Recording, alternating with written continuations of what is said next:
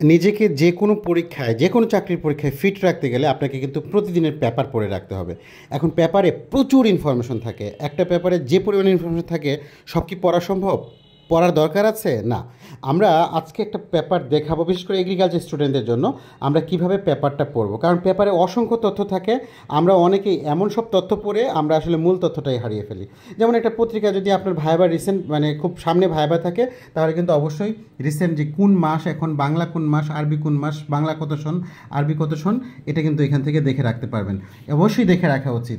দেখেন প্রথম পাতাতেই আজকে প্রথম আলোর প্রথম পাতায় দেখা যাচ্ছে শুল্ক কমালেও আমদানি বাড়েনি, দামও চড়া।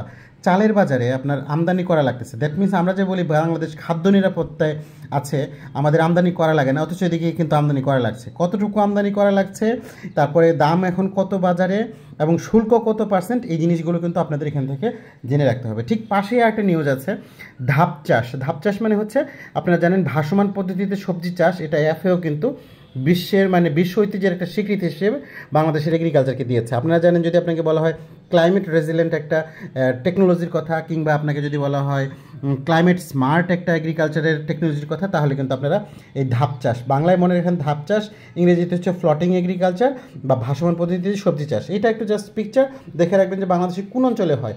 বরিশাল অঞ্চল, পিরোজপুর অঞ্চল, তারপর হচ্ছে গোপালগঞ্জ অঞ্চলে এটা কিন্তু খুব জনপ্রিয় পদ্ধতি। আচ্ছা, এরপর আমরা প্রথম পাতায় এখানে একটা দেখেন COP29। দেখেন COP29-এ আপনার প্রতিদিন কিন্তু নিউজ আসতেছে এই বছর কী কী হচ্ছে। তাহলে COP29 কোথায় হচ্ছে? আজারবাইজানে হচ্ছে, বাকুতে হচ্ছে।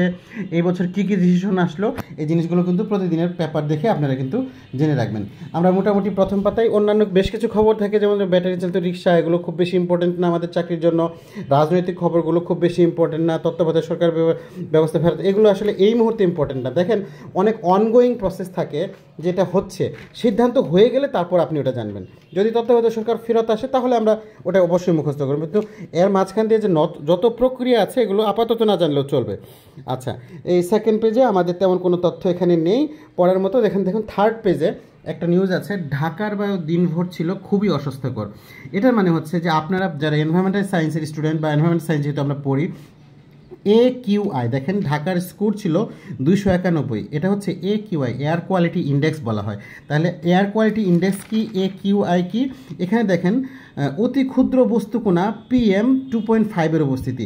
এটা কিন্তু একটা ব্যাপার যে আমরা বলি সাসপেন্ডেড পার্টিকুলেটেড ম্যাটার, SPM বা PM, পার্টিকুলেটেড ম্যাটার, এটাও কিন্তু খুব ইম্পর্টেন্ট। এটা এনভায়রনমেন্টাল সায়েন্সে কিন্তু এই টার্মটা আছে।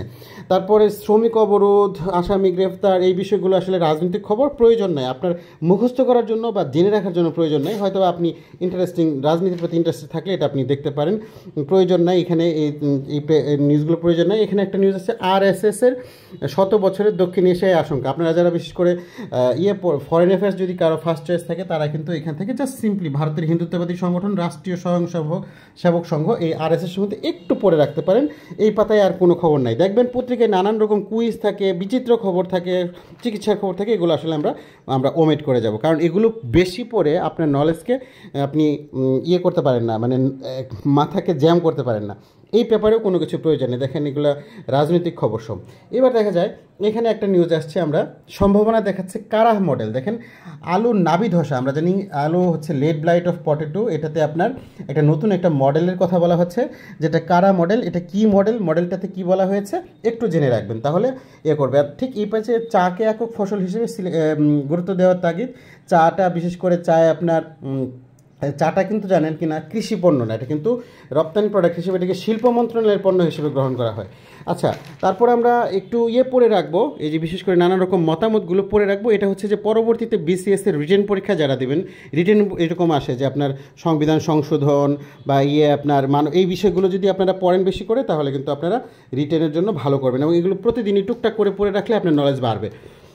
আর হচ্ছে যে এই পেজে আসলে আমি পড়ার মতো কোনো নিউজ এরকম পাইনি, এটা প্রয়োজন নাই। দেখেন এটাও প্রয়োজন নাই। এইখানে একটা নিউজ আসছে যে এখানে এই পেজে বিশ্বে চলতি বছর গমের উৎপাদন কমতে পারে। বাংলাদেশে গমের উৎপাদন কত, বিশ্বে গমের উৎপাদন কত, এবং দেখেন রাশিয়া ইউক্রেন যুদ্ধের পর বিশ্ববাজারে গমের দাম বেড়েছে, এবং বিশ্ববাজারে গমের দাম বাড়ার কারণটা কি জানেন? ইউক্রেনকে কি বলা হয়? ইউক্রেনকে কিন্তু আপনার ওই যে আপনার ইউক্রেনে প্রচুর গম হয়, শস্য ভাণ্ডার বলা হয়। তো এখানে রিসেন্ট একটা ইন্টারন্যাশনাল নিউজের মধ্যে আপনার পাকিস্তানে আবারও ঝামেলা হচ্ছে। পিটিআই যেটা আপনার ইমরান খানের দল, সেই ইমরান খানের দলের সাথে কি প্রবলেম একটু জেনে রাখবেন। ইন্টারন্যাশনাল নিউজগুলো খুবই ইম্পর্টেন্ট, বিজ্ঞাপন তো অবশ্যই ওমিট করব। একটা পেপার পড়তে আমি মনে করি যে খুব ভালোভাবে পড়লে 15 থেকে 20 মিনিট যদি একটু ভালো করে পড়া হয়, বিনোদন পাতার প্রয়োজন নাই, এখানে প্রয়োজনীয় খুব বেশি নিউজ নাই। হ্যাঁ, প্রয়োজন হতে পারে যদি দেখেন খুব গুরুত্বপূর্ণ দেশে কোনো একটা হলো। আমি যেবার বিশেষ ভায়াবা দিই, সেই বিশেষ ভায়াবাতে দেখা গেল আপনার তার আগের দিন তারেক মাসুদ মারা গেল, পরের দিন ভায়াবাতে সবাইকে জিজ্ঞেস করছে তারেক মাসুদের একটা ছবির নাম, তারপরে মাটির ময়না কি, রানওয়ে কি, বা কোন ছবিতে কে পুরস্কার পাইছে, ক্যাথরিন মাসুদ কে ছিল, এরকম নানান ব্যাপার আসতে পারে খেলার পেজ থেকে। কারণ বিশেষ ভায়াবা যে কোনো চাকরি ভায়াবাতে যে স্যাররা থাকে তারা হয়তো বা খেলার ব্যাপারগুলো খোঁজখবর রাখে। আপনারা একটু আপডেটেড নিউজগুলো একটু জাস্ট খেলার খবর থেকে দেখে রাখবেন, যে বাংলাদেশ, বিশেষ করে বাংলাদেশ ক্রিকেটের খবর, বা বাংলাদেশ যদি সাউথ গেমসে যদি জিতে থাকে বা রিসেন্ট কোনো খবর থাকে সেটা দেখে রাখবেন। আর এবার লাস্ট পেজে চলে আসছি। লাস্ট পেজে আসলে তেমন কোনো নিউজ নেই, একটু ছাদ বাগান নিয়ে একটা নিউজ আছে। ছাদ বাগান নিয়ে অনেকের ইন্টারেস্ট থাকে, আপনাকে যদি জিজ্ঞেস করে ছাদ বাগান করার ক্ষেত্রে কী কী ক্রাইটেরিয়া, কীভাবে হতে পারে, এই জিনিসগুলো জেনে রাখবেন। একটা পেপার পড়াটা, আমাদের পেপার মানে খুব ভালোভাবে পড়াটা, এটা কিন্তু খুবই ইম্পর্টেন্ট। সবাই ভালোভাবে পড়তে পারে না, অনেকেই আমরা পেপার পড়তে গিয়ে আজে বাজে নিউজ দিয়ে মাথা ভরিয়ে ফেলি, কিন্তু মূল খবরটা পড়ি না। সবাই ভালো থাকবেন, সবাই ভালোভাবে পেপার পড়বেন।